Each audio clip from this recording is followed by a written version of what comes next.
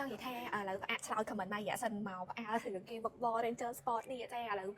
បើវិទ្យានិយាយ Ranger Sport ម្ដងចាឥឡូវផ្អើលឆ្លើយ comment សិនណាអញ្ចឹងសម្រាប់បងដែលសួរតើតជាមួយនឹងប្រភេទ Ranger Sport ឥឡូវមាន update អីខ្លះចាឥឡូវនេះគឺដឹងទៅនឹងបដៅបដាយតែឥឡូវចាំខាញ់ឲ្យមើលខ្លះៗហ្មងដោយសារតែឥឡូវនេះយើងអត់ទាន់មានប្រភេទ Ranger Sport នៅក្នុង showroom ទេចាអត់ទាន់មកដល់ទេប៉ុន្តែឥឡូវបង្ហាញ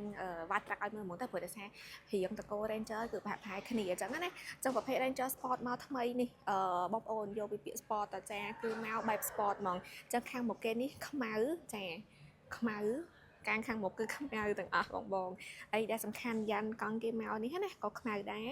ហើយត្រឡោកកញ្ចក់នេះវិញគឺខ្មៅដូចគ្នាបងចាហើយ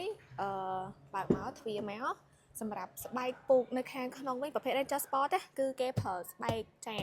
ដូចទៅនឹងប្រភេទ Wild Track ដូចគ្នាបេះបិទហ្មងហើយសំខាន់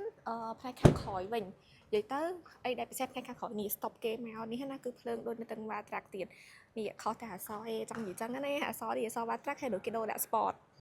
ចឹងប្រាប់ប៉ុណ្ណឹងសិនជូនបងព្រោះតែសារឡានជាក់ស្ដែងអត់ទាន់មកដល់ទេចឹងណាចឹងរៀងពិបាកថតបន្តិចគ្រាន់តែថាអីដែលសំខាន់មួយទៀតហ្នឹងគឺបើសិនជាបងកក់មុនបានមុនទេណាព្រោះឡានយើងឥឡូវហ្នឹងគឺ